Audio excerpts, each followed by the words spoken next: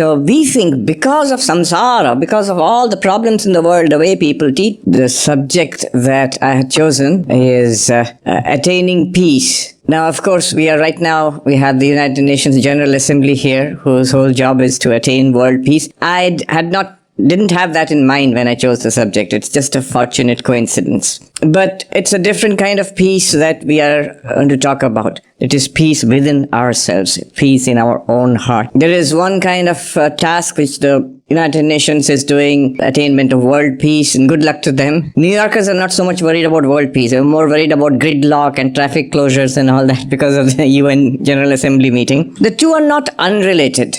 I remember, if you go on a tour of the United Nations headquarters here, one of the first things they will show you is a meditation room. I think it's named after Dag Hammarskjöld, one of the early general secretaries of would it be Secretaries General? I think so. Secretary General of the United Nations. He was a philosopher too. A practical philosopher. In one of his diaries, I remember, very touching, he writes that greater than taking care of the affairs of the world is, I believe, the ability to love even one person sincerely. Who is saying this? The General Secretary of the United Nations. Yeah. I remember reading Thich Nhat Hanh, who sort of kick-started the mindfulness revolution in the United States, the Vietnamese monk who wrote that classic, The Miracle of Mindfulness. I remember when we were novice monks, we were Hindu monks, in Calcutta, in our main monastery, our president at that time, Revered Swami Bhuteshananji, told us to read that book.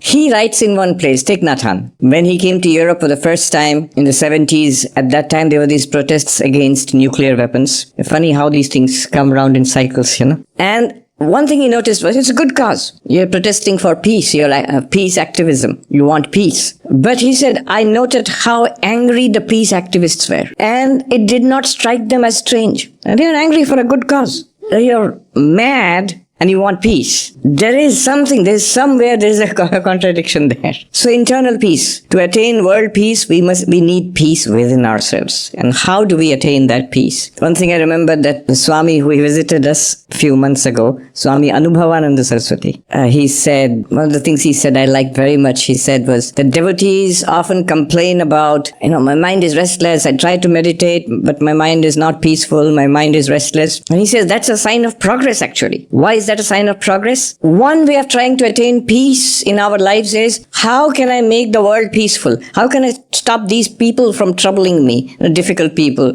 How can my health situation be better? My financial situation be better? My environment be better? Trying to rearrange the world to my idea of a peaceful world, of a peaceful life. That's one way of doing it. The problem is it's not possible. It's just not possible. It's like the king, whose foot was pricked by a thorn, and he told the minister, cover the kingdom in leather so that my foot will... And the minister said, look, put these on. These are shoes. And then your foot will be safe from the thorns of fate. How do we make ourselves safe? How do we get a deep inner peace which will not be ruffled by the ever-changing and necessarily changing circumstances outside? That's the subject. That's what I mean by attaining peace. And it is such people who can genuinely work for world peace. Jesus says, blessed are the peacemakers, for they shall be called the children of God. Sri Ramakrishna, in the Gospel of Sri Ramakrishna, Kathamrita, he says, how do you get peace? Now remember, this is in Bengal, which is a hot and humid climate. So he says, closer you come to the Ganga,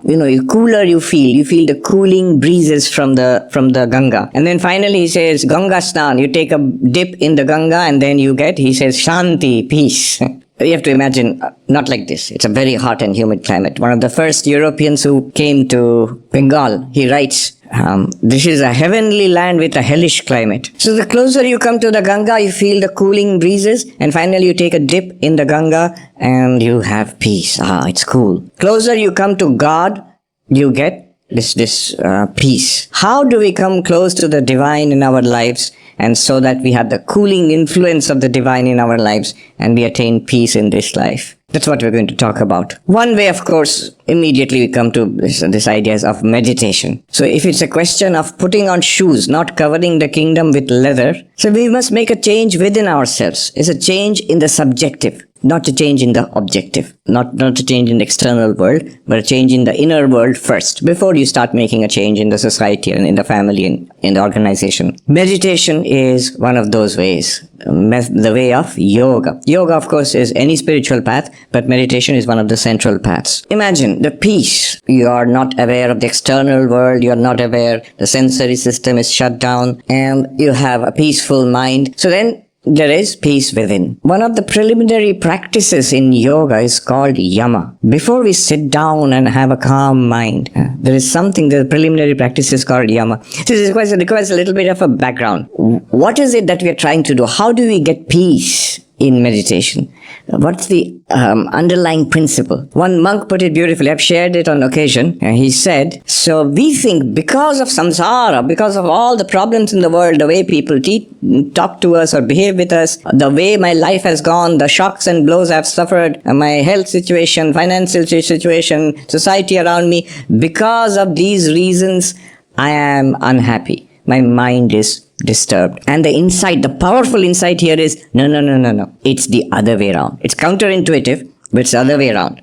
It's because my mind is disturbed that I have samsara, that I see so much trouble in the world. That does not seem to be true at first. I said, no, I have so much trouble, Swami. But notice, consider for a while, that the same trouble, two different people will react differently. Two different people will suffer differently. There are so many doctors here, and you all know this for a fact. The same disease, the same problem, two different patients react very differently. One, for a minor malady, one behaves as if the world is coming down. And for something really serious, maybe terminal illness, the patient reacts with dignity and calmness and steadiness. So, who is suffering more? Is it the person with the serious illness but who is calm? Or the person with very disturbed for a minor illness? Who is suffering more? The one who is internally disturbed is suffering more.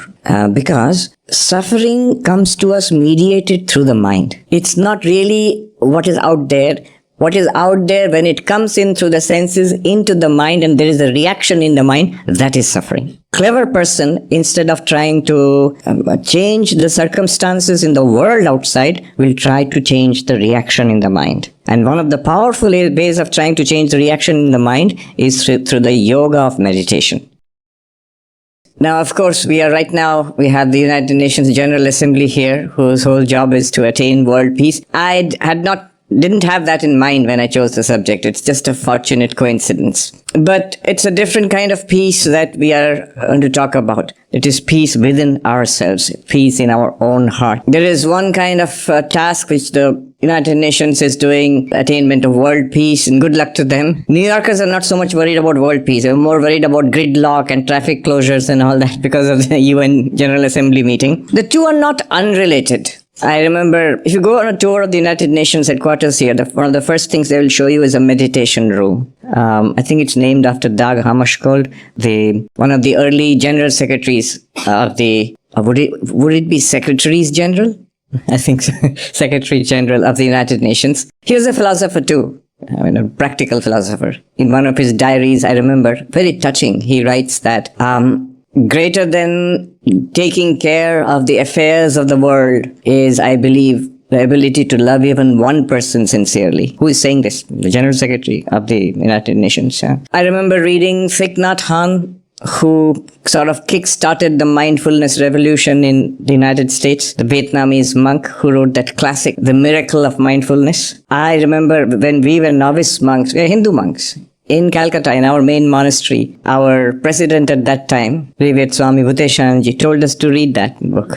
He writes in one place, Thich Nhat Hanh, when he came to Europe for the first time in the 70s, at that time there were these protests against nuclear weapons. Funny how these things come around in cycles, And one thing he noticed was, it's a good cause. You're protesting for peace. You're like peace activism. You want peace. But he said, I noted how angry the peace activists were. And it did not strike them as strange. And they are angry for a good cause. You're mad and you want peace. There's a contradiction there. So internal peace. To attain world peace, we need peace within ourselves. And how do we attain that peace? One thing I remember that the Swami who visited us a few months ago, Swami Anubhavananda Saraswati, he said, one of the things he said I liked very much, he said was that devotees often complain about, my mind is restless, I try to meditate, but my mind is not peaceful, my mind is restless. And he says that's a sign of progress actually. Why is that a sign of progress? One way of trying to attain peace in our lives is, how can I make the world peaceful? How can I stop these people from troubling me, difficult people?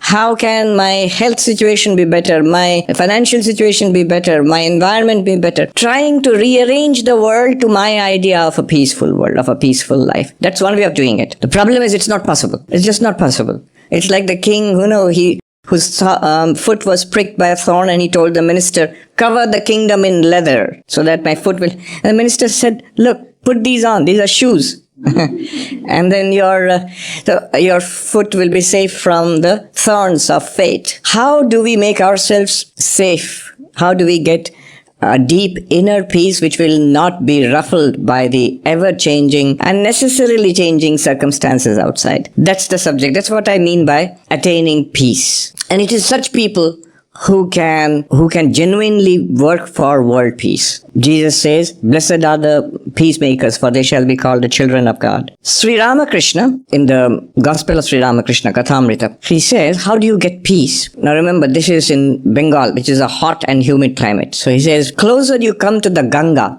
cooler you feel the cooling breezes from the Ganga. And then finally he says, Ganga Snan, you take a dip in the Ganga and then you get, he says, Shanti, peace.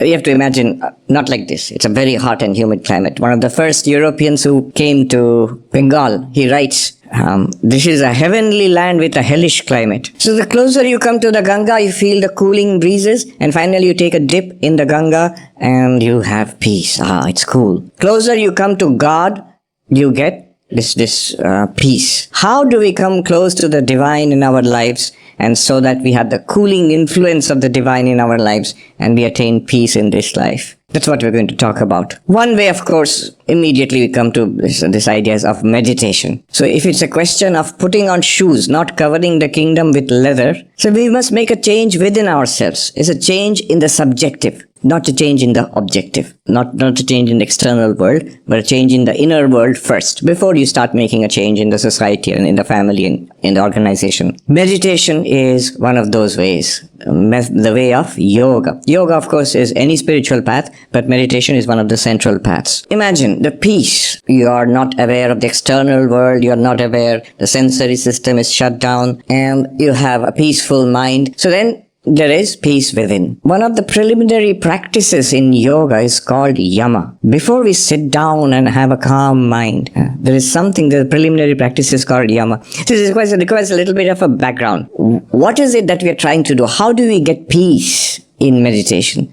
What's the underlying principle? One monk put it beautifully. I've shared it on occasion. He said, so we think because of samsara, because of all the problems in the world, the way people talk to us or behave with us, the way my life has gone, the shocks and blows I've suffered, my health situation, financial situation, society around me, because of these reasons, I am unhappy. My mind is disturbed. And the powerful insight here is, no.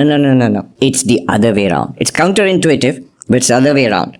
It's because my mind is disturbed that I have samsara, that I see so much trouble in the world. That does not seem to be true at first. No, I have so much trouble, Swami. But consider for a while that the same trouble, two different people will react differently. Two different people will suffer differently. There are so many doctors here, and you all know this for a fact. The same disease, the same problem, two different patients react very differently. One, for a minor malady, one behaves as if the world is coming down. And for something really serious, maybe terminal illness, the patient reacts with dignity and calmness and steadiness. So, who is suffering more? Is it the person with the serious illness but who is calm? Or the person with very disturbed for a minor illness? Who is suffering more? The one who is internally disturbed is suffering more.